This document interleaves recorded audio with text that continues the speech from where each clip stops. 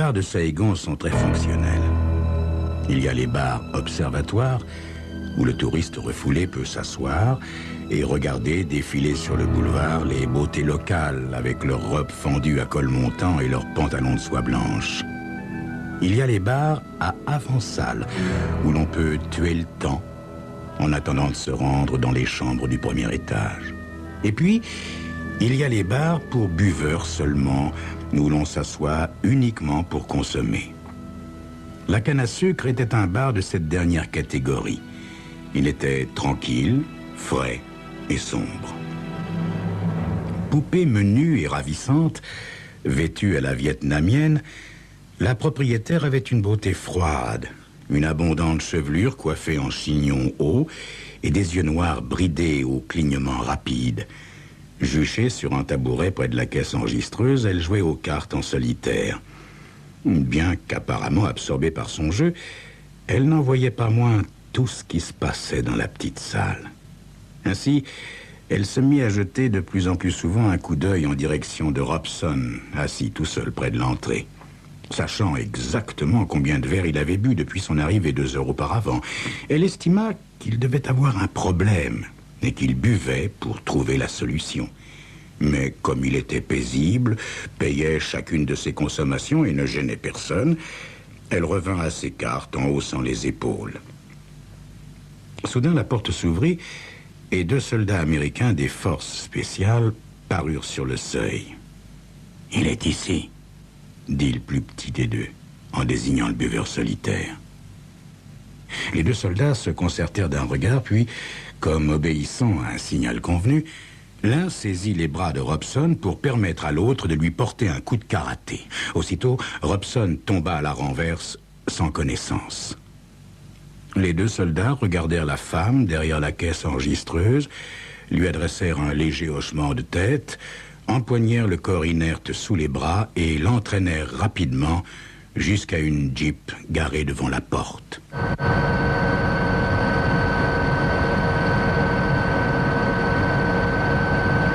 Le H-21 rebondissait de couche de chaleur en couche de chaleur avec son habituel vrombissement assourdissant. Assis près de la porte arrière de l'hélicoptère, Robson se massait la nuque, là où le coup de karaté lui avait été asséné. Il admit tristement que, quoi qu'il eût fait d'autre, il en avait au moins terminé avec cette pénible épreuve. L'hélicoptère n'était plus qu'à quelques minutes de leur poste montagnard des hauts plateaux du Sud-Vietnam. Assis en face de lui, les 2 soldats, Allen et Gentry, qui l'avaient traîné hors du bar, étaient parfaitement insouciants et parfaitement indifférents. Soudain, Robson cessa de se masser le cou en remarquant un emplacement plus foncé sur sa manche, là où étaient habituellement ses galons de sergent. Cela réveilla instantanément son amertume. Il se consola un peu en pensant avec reconnaissance que les 2 clowns qui lui faisaient face avaient pensé à ne pas le mettre dans le même hélicoptère que Barclay. Cette réflexion le fit alors s'engager dans une plus ample méditation.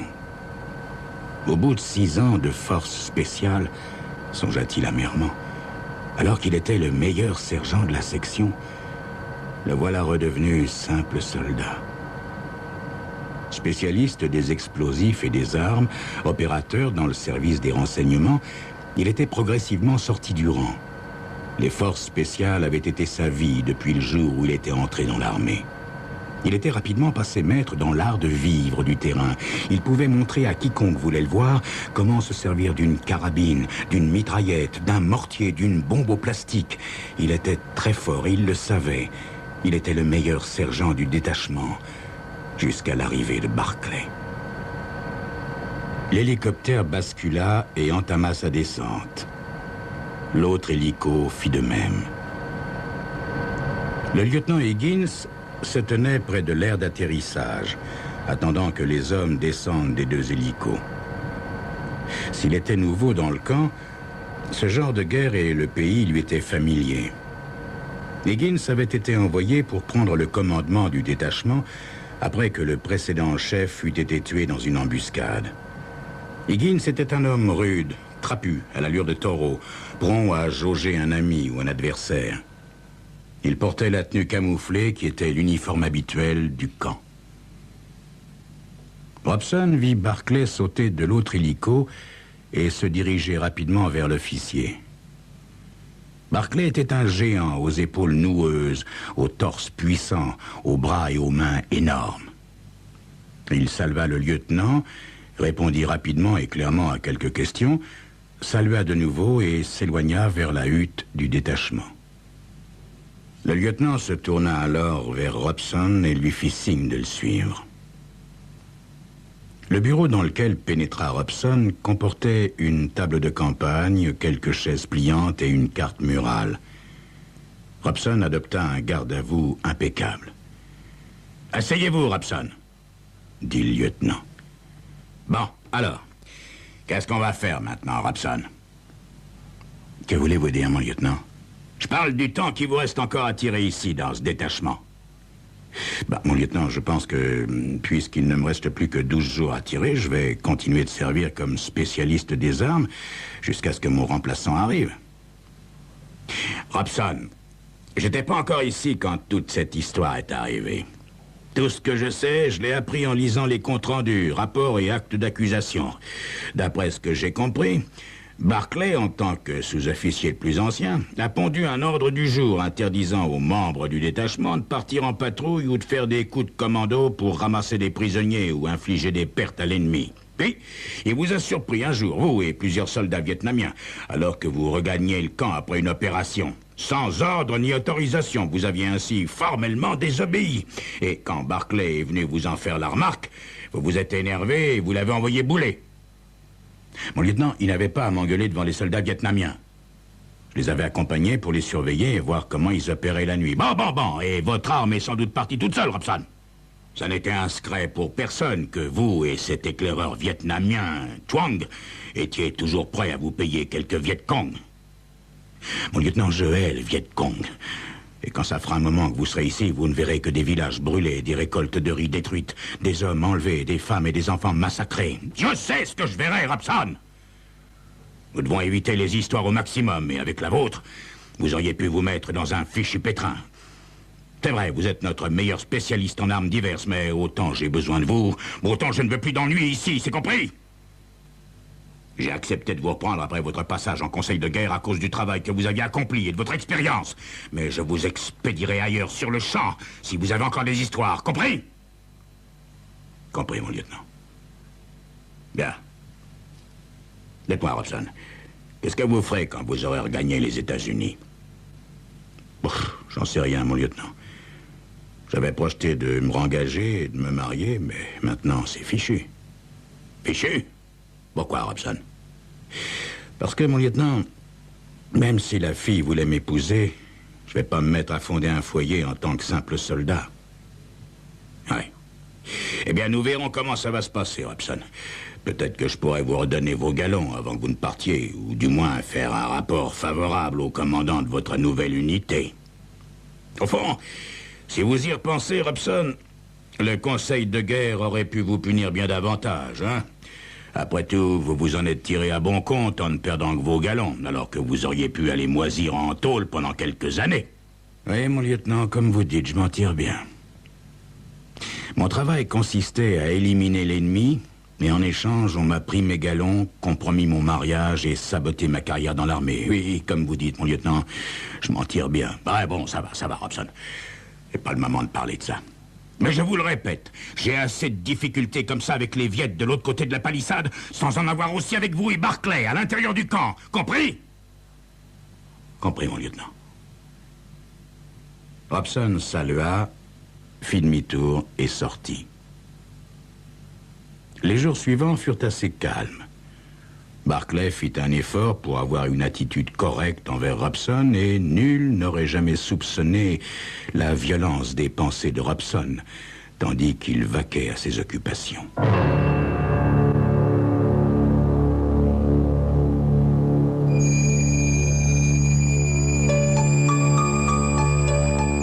Ouais. Robson espérait bien se venger. Mais comment allait-il s'y prendre pour avoir la peau de Barclay?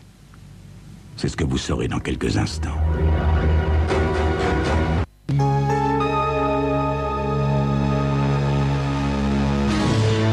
Robson s'arrangeait pour passer de plus en plus de temps sur les champs de tir aménagés sur le flanc de la colline à environ 200 mètres de l'entrée du camp retranché. Thuong, l'éclaireur vietnamien, venait souvent le retrouver à l'improviste. C'est le jour où Thuong lui montra ses collets et ses pièges disposés le long de la rizière que Robson commença à ébaucher son plan de vengeance. Plusieurs jours après, au cours du briefing précédant les opérations du matin, Barclay énonça le programme des jours suivants. Robson dressa particulièrement l'oreille quand il entendit que Barclay et lui, avec une section de Vietnamiens, prendraient position 2 nuits plus tard dans le poste d'observation avancé. Barclay précisa, comme d'habitude, que ceux qui passeraient la nuit dans le poste d'observation avancé devraient porter la veste noire des paysans afin de réduire le risque de se faire repérer. Robson gagna le champ de tir aussi vite qu'il put. Puis, il s'engagea dans la jungle environnante et posa rapidement un collet. Tard dans l'après-midi, il trouva un petit lapin prisonnier du lacet. Portant l'animal, il se hâta vers l'extrémité la plus éloignée de la rizière. Arrivé là, il attacha le petit lapin à un pieu et acheva ses préparatifs. Le lendemain matin, il alla vérifier son piège et découvrit, enroulé autour des restes du lapin, un crate, repu et gonflé. Robson s'approcha avec précaution. Le crate était un serpent de 50 cm à peine, mais sa morsure est mortelle.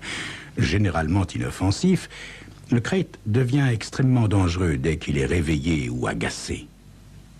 Ses rayures jaunes et noires sont nettement caractéristiques et aisément repérables. Comme la plupart des serpents venimeux, le crate se déplace et se nourrit habituellement pendant la nuit. Robson le savait. Si le spécimen qu'il avait sous les yeux n'était pas encore trop irrité d'avoir été capturé, ça changerait dès que sa digestion serait achevée. Robson saisit vigoureusement le crate derrière la tête et le plongea d'un seul mouvement dans un sac de toile qu'il avait apporté et qu'il attacha alors solidement.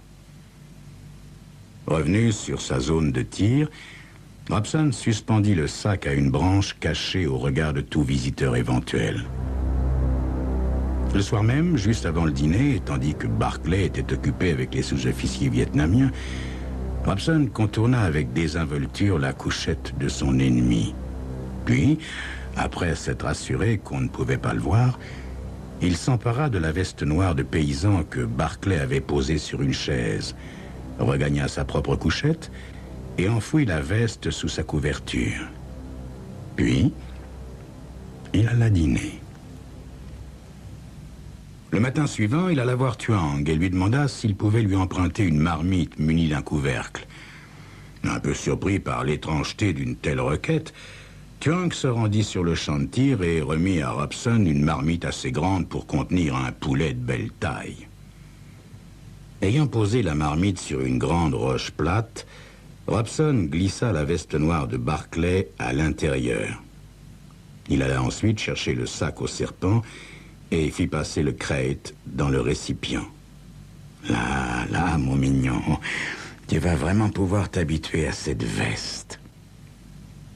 L'expérience qu'avait Robson des serpents lui avait appris en effet que les espèces venimeuses, lorsqu'on les irritait, fonçaient aveuglément sur tout ce qui avait été associé à leur irritation.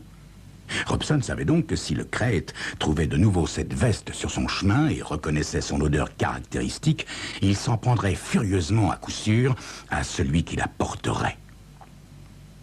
Au cours de l'après-midi, Robson retourna auprès de la marmite, la renversa avec précaution et écarta progressivement son couvercle jusqu'à ce que le serpent se glisse dans le sac.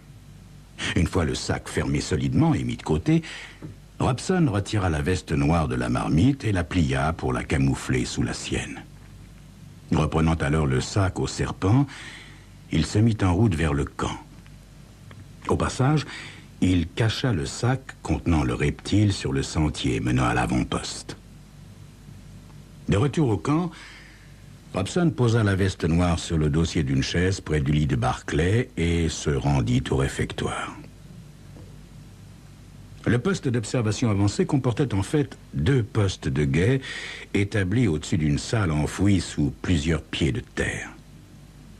On pouvait accéder par une échelle à une étroite tranchée qui conduisait à son tour aux 2 postes de surveillance du haut. La section se rassembla dans le crépuscule à l'extérieur du poste. « Quand nous serons à l'intérieur, je veux une obscurité et un silence absolu, » dit Barclay. D'une voix chantante, l'interprète traduisit l'ordre aux Vietnamiens. Tous hochèrent la tête. « Si vous constatez un mouvement quelconque du Viet Cong, dites-le à Robson ou à moi-même. Une fois à vos postes, plus un mouvement, plus un mot. Robson et moi veillerons ensemble jusqu'à la tombée de la nuit. Le Viet Cong peut attaquer à tout moment. Allons-y, Robson. » « Oui, le temps de terminer cette cigarette et je suis à vous, Barclay, » dit Robson en évitant de croiser son regard. Barclay pénétra dans le poste. Alors, Robson dévala le sentier jusqu'à l'endroit où il avait dissimulé le sac contenant le serpent. Il saisit fermement le sac, revint en courant vers l'entrée du blockhouse et appela Barclay. L'interprète lui répondit à voix basse que le sergent Barclay avait gagné le poste de guet du haut. Dans tout le poste, ce n'était qu'attente vigilante. L'air était étouffant. Robson se mit à son tour à scruter les environs. Au bout d'une heure, il s'agenouilla et saisit le sac contenant le crête avec précaution. Il défit la tâche et orienta l'ouverture vers l'endroit où était posté Barclay. La tristesse baignait le camp retranché. La mort du sergent Barclay était le sujet numéro 1 dans chaque petit groupe de Vietnamiens. Le lieutenant Higgins avait posté une sentinelle à chaque extrémité de la case. Debout, les hommes des forces spéciales observaient un silence de pierre.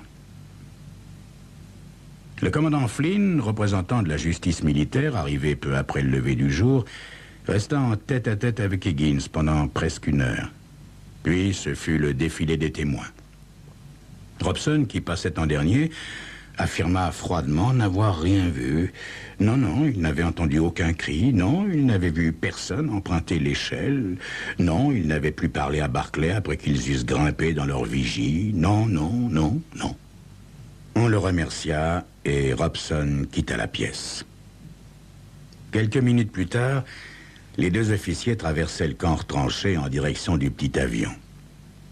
Après que ce dernier eut décollé, emportant le commandant Flynn, Robson fut convoqué au bureau du lieutenant Higgins. Quand il entra, le lieutenant marchait de long en large derrière sa table de travail. « Robson, le commandant a décidé de commencer demain l'enquête réglementaire à la base de Tan Son Nhut. Il vous y attend. Un hélicoptère viendra demain matin. Vous pourrez convoyer le corps de Barclay jusqu'à la base. Son corps doit revenir aux États-Unis. Ah, autre chose. Prenez donc tout votre pactage avec vous. Comme vous n'avez plus que quelques jours à tirer, on vous enverra dans vos foyers après l'enquête. » Une fois dehors, Robson évita les villageois amassés à proximité de la grande case. Il gagna rapidement l'aire de tir et y rassembla le peu qui lui appartenait. Ayant ramassé la marmite qu'il avait empruntée, il se disposa à la rendre à son propriétaire. Il trouva Thuong dans le cantonnement du Fortin. Thuong était manifestement bouleversé. « Qu'est-ce qui ne va pas, Thuong ?»« Tout. Barclay mort. Esprit du serpent délivré. Tout est mauvais. » « Eh oui, Thuong. Tout est mauvais. Bon, je m'en vais demain matin, Thuong.